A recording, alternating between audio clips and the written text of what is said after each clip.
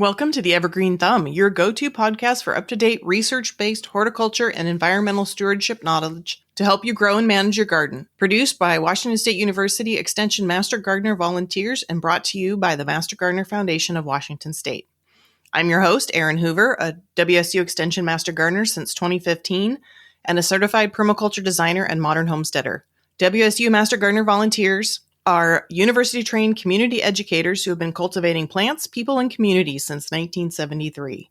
Are you ready to grow? Let's dig into today's episode.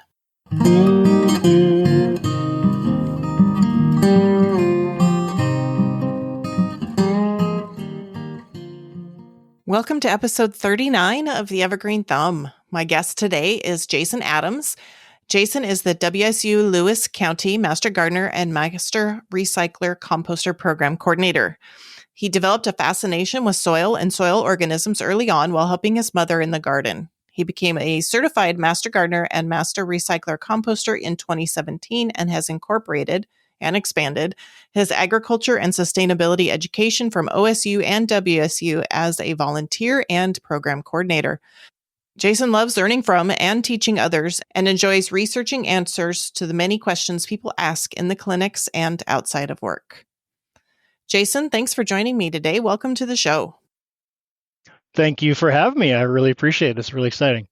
To start off, why don't you tell us a little bit about your work with WSU and the Master Composter program?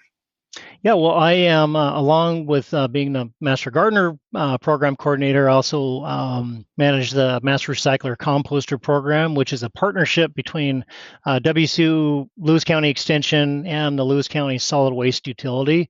And so what we do is our focus is, although we obviously composting is in the name, so composting, things of that sort, we still do and teach, but we focus more on, basically reducing, reusing, and recycling solid waste. And, we do a lot of upcycling type things. We do school waste audits. We're just now launching a tool bucket library, kind of a lending library, so folks can come and get some low cost or free tools to use. So yeah, we do a little bit of everything similar to the Master Gardener program. All right. So you're here to talk to us today about vermicomposting. So can you tell us a little about what that is and how it is different from typical composting? Yeah. So vermicomposting, or just worm composting, is basically just using worms primarily. There's other microorganisms to consume and break down food scraps. I don't use food waste, but food scraps and bedding, usually paper bedding.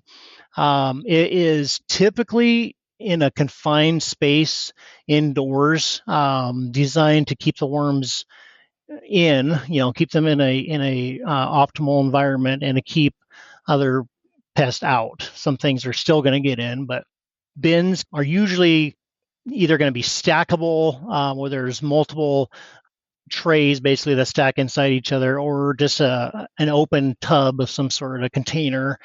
And some people can actually, you could do this even outside. It's not preferred to have like an open bin system because you get all kinds of other worms and stuff in there. You get slugs and snails and things. So in that regard, it does get rid of food scraps, but it turns into more of like a cold composting system where you're just kind of throwing food in there, and whatever eats it. It's different from traditional composting in that you can have a cold compost system, which just means you just put your materials in a pile or in a bin and just walk away and don't do anything. It just takes a lot longer to compost. So in a way, it is a cold composting system, but I say you get hot compost results. And hot composting that's where you're actively turning, you're actively adding, getting the right carbon to nitrogen ratio. You're doing a lot more work to make it happen. It's actually the bacteria in the compost that's doing the bulk of the work. And so you're not going to get a hot pile of, in a worm bin. They'll die, right? So it's going to take you a little bit longer than normal composting to get what we call castings or vermicompost. You're not going to get as much. It is, I believe, better nutritionally than typical compost, but you don't get as much of it. So it does take a little bit more patience, but it does require a whole lot less work and a lot less space. So, what are the benefits of worm composting over traditional composting? For folks that aren't already composting, or maybe just don't have room to compost, this is a great way of getting rid of food scraps. We're throwing away not just food scraps, I guess, but even usable paper for bedding. It's something like 40% of American waste or what Americans will typically throw away, and this can all be used in worm composting. A lot of it can, at least. And so we're reducing what goes in the landfill, reducing our garbage fees, right? So we're not having to spend as much to dump our food. You're getting free nutrient rich castings, which will reduce chemical fertilizers. It's easy to maintain. Worms can be left unattended for a long time, for weeks actually. I got a story I'll tell you later, but a little longer than that. And I always joke with people when I teach a public class, if you've ever wanted to have a farm but don't have a room for it, a worm bin is the way to go. It's just a micro ecology, micro habitat with so many different things, and it just really does take up very, very little space, but you get a huge return if you have the patience for it. You got to wait a little longer. Are there particular species of worms that are best for this form of composting? Yeah, so for indoor indoor worm composting, Icenia fidetta, or the red wiggler worm. Sometimes it's known as dung worm. When we say red worm, that there's other types of red worm. So I try not to just say red worm, because those can also be earthworms and things. Those are the best ones because they have the highest weight to food ratio, where they basically eat their weight or half their weight in food every day, and they have the best reproduction rate. They're also surface dwellers, so there's different types of worms that live in different levels of the soil, and so red wigglers are usually going to be like in the top foot and a half of the soil, consuming, scavenging organic matter. So it is well suited in this kind of a system for what redworms, because that's where they'd be in nature. What type of materials or setup do you need? You mentioned paper for bedding. What else do you need for like an indoor setup? Red wigglers are called photophobic, so they don't have eyes, but their skin is very, very sensitive. They breathe through their skin, and so they are extremely sensitive to light. So you want to make sure it's opaque. Your container, whether it's wood or plastic is a little bit easier to maintain, a little lighter, easier to clean, things like that. You want to make sure that whatever container you have to make sure that there's good aeration and good drainage. You can kill worms really, really quickly just by not having enough drainage, because leachate, which is the total amount of liquid from the food, from their waste and everything, condensation, will actually sit in the bottom of a container. So you got to make sure that there's adequate drainage. I prefer the stackable systems. This is not an endorsement, but I have 3 Worm Factory 360 worm bins, and those are fantastic. So there's other ones like that. You can also use like a 10-gallon, or around a 10-gallon Rubbermaid tub, that type of thing. That's what we used to give out at when we did our worm workshops. You don't want anything really any deeper, because it will make it a lot harder to harvest the castings and whatnot.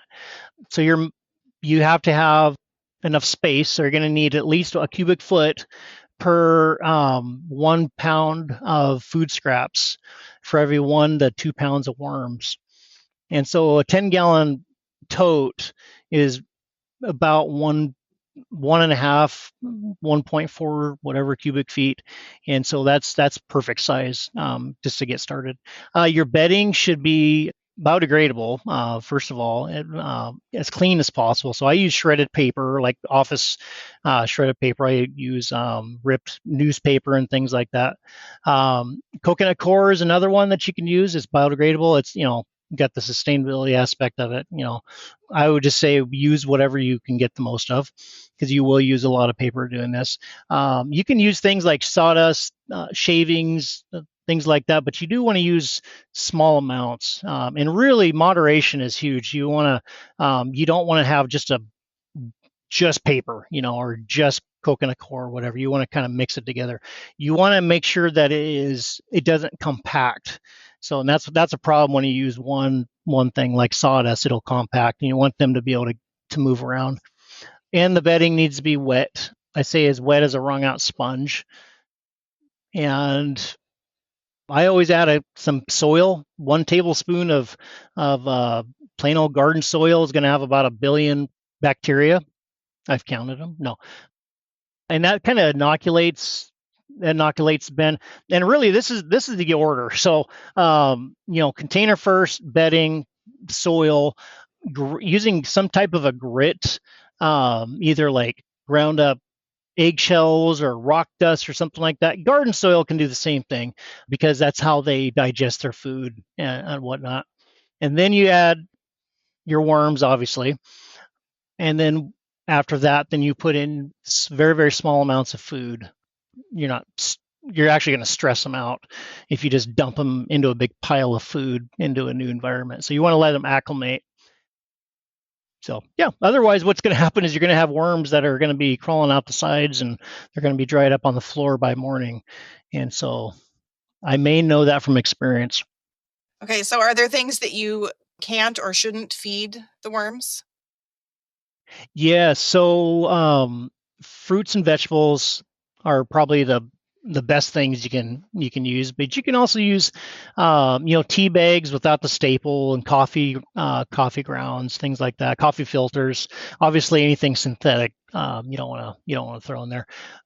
Bread, plain bread, cereal, pasta, things like that. You do want to make sure that it doesn't have, your bread isn't buttered, or the cereal doesn't have a lot of sugar in it. Pasta, you want to make sure you're not just dumping in a big pot of pasta with a bunch of salt in it. So those are some things that you don't want to give them, because you're gonna burn them, right? So things like meat, similar to like a traditional compost system, meat, fish. Yes, it will compost. It will break down, but it will get really, really stinky really quick. Acidic or spicy foods aren't good for worms. Again, yes, other things will eat them, but and then oily and salty foods, like I said, because it can coat the worms so they can't breathe, and it can also burn the worms. And then dairy, mostly just like in a traditional compost bin. All these things will attract pests that you don't want, fruit flies mainly, and so you want to try to avoid that. So are there any other requirements or conditions you can think of that they would need to thrive? Yeah, so going back to what to feed them, you want to make sure you have a good balance of fruits and vegetables and things like that, because if you put vegetables in there that may be a little bit too acidic or a little bit too alkaline, it's going to adjust the pH. Really, the pH is huge, just like in our gardens, right? So the optimal pH of a worm bin system is about 5 to 6. So they can live in, from 4 to 6 pH, but we get to that, slightly acidic pH by offering things like leafy vegetables, and then carrots, apples, things like that. So things that kind of balance each other out. And the other thing too about that is, if it is too acidic in the worm bin, you're going to attract pests, and usually potworms, which are just tiny white roundworms. They're so small they actually ride on the backs of our red wigglers, and then red mites. And so those things they love that environment. They love acidic, either too acidic or too alkaline environment. And then obviously temperatures going to be really important. Water temperatures is, I've never actually, did a research study on this, but 55 to 77 degrees is the optimal temperature. They feed better if it's a little bit warmer, but anything colder than 55, so like 50 to 85 is kind of that threshold that I try to stay in. They can survive, but they don't. Everything slows down. They stop eating as much and reproducing.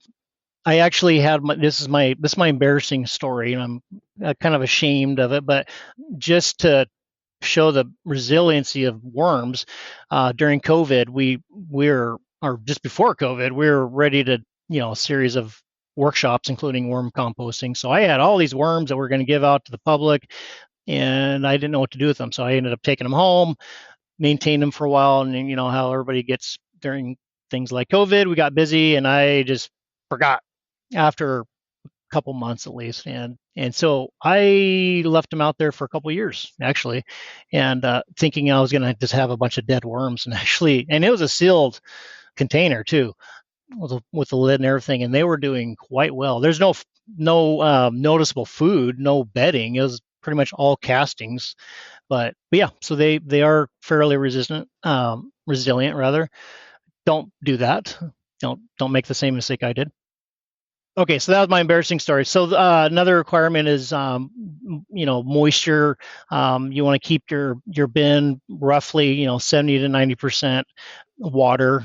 So that doesn't mean, dumping a 5-gallon bucket on the top of it, but just make sure that it's that there's a high enough moisture for them to get around.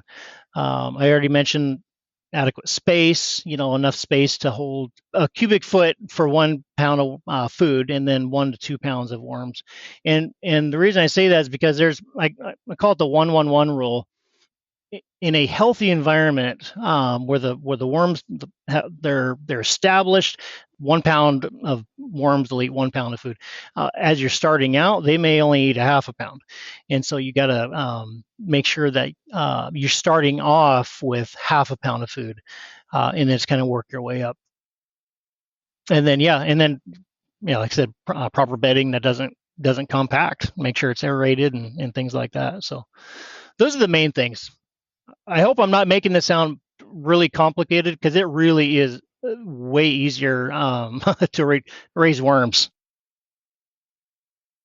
How do you know when you can harvest the castings, and how do you separate the worms from them to harvest them? Yeah, so it really depends. Sometimes it could take 6 months. If your system is not very, very active. 2 months is the earliest I've gotten castings, and so you can see that everything's broke down. So when you can't distinguish between the bedding and the food, when it all kind of just all looks the same, and it'll have kind of a muddy not chocolate, more of a coffee ground type texture. And when you're not seeing a lot of stuff, you may see some paper, maybe some eggshells, things like that. But it's ready. And what you do then is, just depending on your system, so for the stacking systems, what makes the stacking system so great, you just take off the top, the lid, and you let all that light shine in there. You kind of stir up the castings a little bit, and you force the worms to go down into the next layer below. You can also, if you just have a regular bin, just as like a tub or whatnot, you can do the same thing with light. Have light on one side of that bin, make them go over to the other side, or you can lure them with food. So you would bury food maybe on the other side somewhere, kind of get them to travel over, and just starve them out on one side. And then from there, you just harvest out your castings on that one side, and then you just switch it over. That takes a little bit longer, and that's why I like the stacking systems, but it works. Another way is to just dump out on a tarp. You just dump out your bin, and you just pick through it. It takes a little bit longer. And you're committed to it, because as you're picking through it, and as those worms are exposed to the light, heat would be even better, because it's they're going down deeper just to get away from that. But you're able to pick through and get those castings. And you're going to lose some worms here and there, but they reproduce very, very quickly. You can also just sift them out if you have like a colander or something. You're not going to get as much, and it will be a lot more time consuming. But if you don't have a lot of space or you don't want to dump them out, you can just sift them out like that, especially if you don't have a lot of castings to begin with. But again, stacking systems by far the easiest way to go. Once you've got your finished castings, what's the best way to use them? Well, you can use them as plant or soil inoculant. So if you have maybe some soil that's not very fertile, you can mix it in there. Your plants are actually going to be healthier for it. There's a lot of bacteria, a lot of enzymes, micronutrients, and whatnot that are in that's going to just give a shot to the soil and to the plant, kind of give it a heads up, or a leg up rather. You can use it to speed up seed germination, just because of all the bacteria breaking down the seed, and you can use it as a potting soil, just kind of mixing in. It's not real hot, so but you can put a little bit in there. You don't want to use a lot of it unless you're producing a lot of castings, and that's the thing. So we call it black gold. Some people call regular compost that, but because you don't get a lot of it, so it is very, very valuable.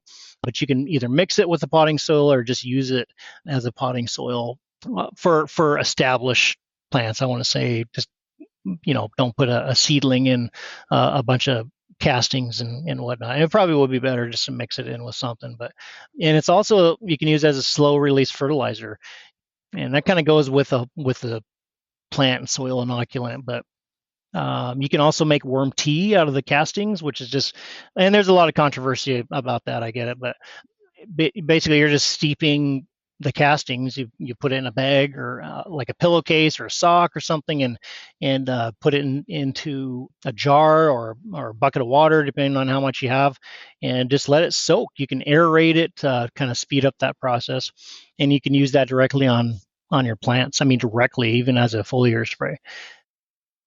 There's also leachate. I didn't talk about that, but I mentioned it. But you can also use the leachate that collects in the whatever system you have. If it's a stackable system, there's usually like a nozzle or a little spigot, so you can get that out.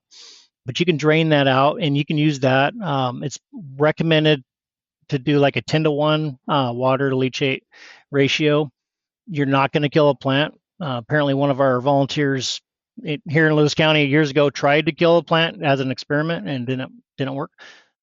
And so, but you don't want to do it directly on food, like 1-to-1 ratio on food, just because of the pathogens, and there's still going to be some good bacteria and whatnot, but there's going to be bad stuff in the leachate. So best not to use it as a foliar fertilizer for food crops.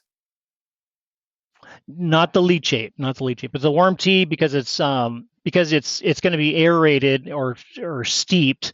You're going to get more of the beneficial bacteria and all that.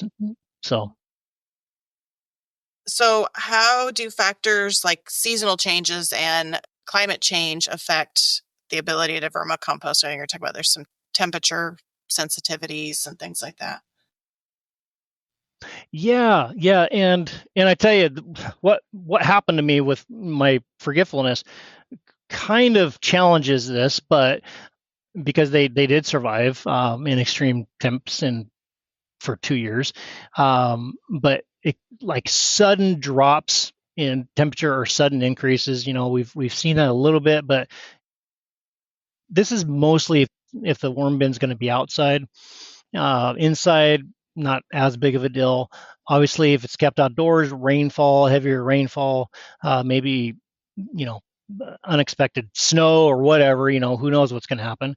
Those things are going to make a big difference. But again, and I only say this because of my accidental experiment, they're really resilient. And so I guess it comes down to, how many worms you have. If you already have a big, healthy population of worms, they're going to be able to withstand a whole lot more. I guess not they as in every single one of them, but you're going to have more worms at the end of whatever extreme situation that happens. You're going to lose some, but you're going to be able to keep some. And so that's the biggest thing. Don't expect to not lose worms. That's just going to happen. So if you're using the vermicompost, like if you're top dressing or mixing it into garden soil, are there any concerns with introducing the red wiggler worms into your soil because it's a non-native species?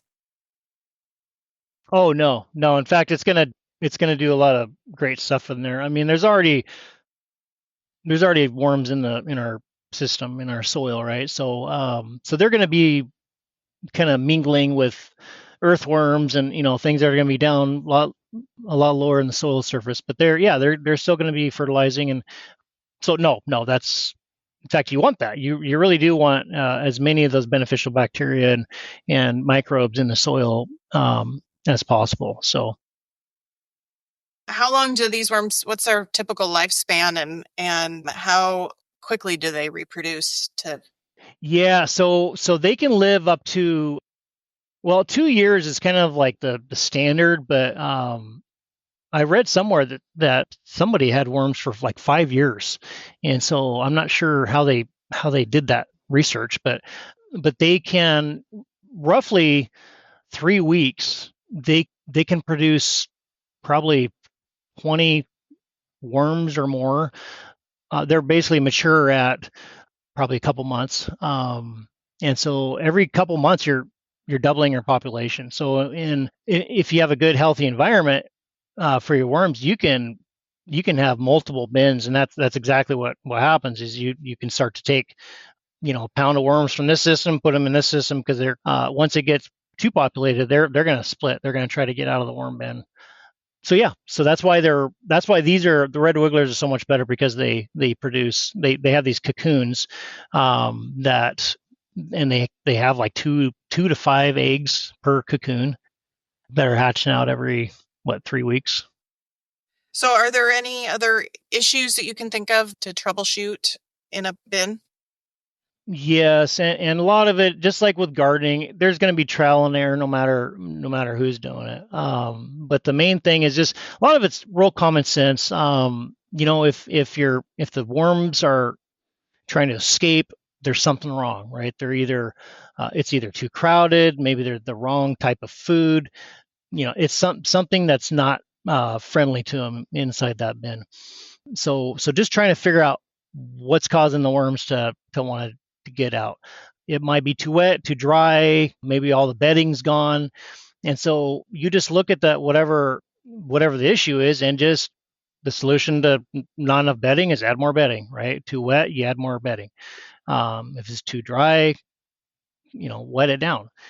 Usually the thing that people complain most about is fruit flies, and I'm one of those people.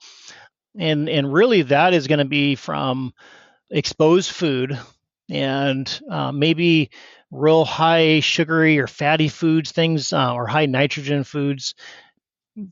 I've had people trying to be helpful put things in my worm bin that I'm like, please don't ever do that again. And I instantly had flies, after that. So removing that type of stuff, if it's food that should not be in there, someone throws a steak in there, I get it out.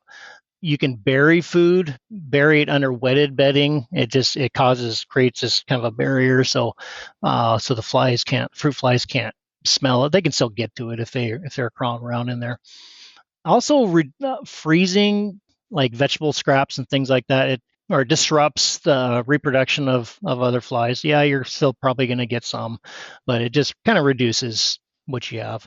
And I put fruit fly traps all over, so it's not that big of a deal. So stinky bin, that's the other thing too. Just like in a regular compost pile, it usually means there's not enough air, right? So it's becoming anaerobic, and that could be because it's too wet, maybe there's too much food, things like that. So you just make sure you increase ventilation, aeration, things like that.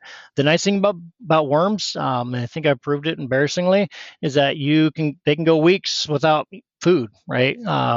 And so if it stinks, just stop feeding them. And that's another great thing. You can go on vacation and not even worry about it. The worms will be fine. And then usually adding more bedding is is going to be the answer to a lot of things, whether it stinks or whether it's too wet.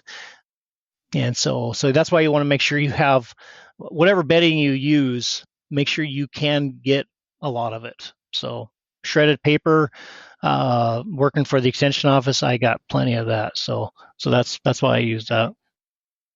Any final thoughts about vermicomposting or raising worms?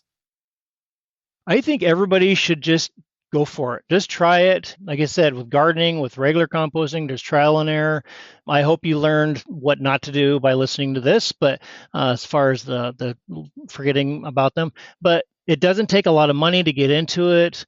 It takes up very, very little space. Anybody can do it. Kids love it too. So I think everybody should just do it. And if you don't like it, just bring your worms to me and I will promise not to leave them outside for 2 years. It's always been something that's kind of been on my list of things I want to try, and I still haven't done it. So maybe this is the year. Yeah, it's so easy. It's so easy. And anybody can get a hold of me if they have any questions. And there's people that are more of an expert than me, but I'm definitely willing. I love talking about anything composting or worms or whatever. So, and we'll have a link to the Lewis County Extension site on the show notes so that they have a way to get a hold of you. Perfect. All right. Thanks for being here. Yes. Thank you for having me. This is a lot of fun. Thank you for joining us on this episode of The Evergreen Thumb, brought to you by the WSU Extension Master Gardener Program volunteers and sponsored by the Master Gardener Foundation of Washington State. We hope that today's discussion has inspired and equipped you with valuable insights to nurture your garden. The Master Gardener Foundation of Washington State is a nonprofit organization whose primary purpose is to provide unifying support and advocacy for WSU Extension Master Gardener programs throughout Washington State. To support the Master Gardener Foundation of Washington State, visit www.mastergardenerfoundation.org/donate. Whether you're an experienced Master Gardener or just starting out, the WSU Extension Master Gardener program is here to support you every step of the way. WSU Extension Master Gardeners empower and sustain diverse communities with relevant, unbiased, research-based horticulture education. Reach out to your local WSU Extension office to connect with Master Gardeners and tap into a wealth of resources that can help you achieve gardening success. To learn more about the program or how to become a Master Gardener, visit mastergardener.wsu.edu/get-involved. If you enjoyed today's episode and want to stay connected with us, be sure to subscribe to future episodes filled with expert tips, fascinating stories, and practical advice. Don't forget to leave a review and share it with fellow gardeners to spread the joy of gardening. Questions or comments to be addressed in future episodes can be sent to hello@theevergreenthumb.org. The views, thoughts, and opinions expressed by guests of this podcast are their own and do not imply endorsement by Washington State University or the Master Gardener Foundation of Washington State.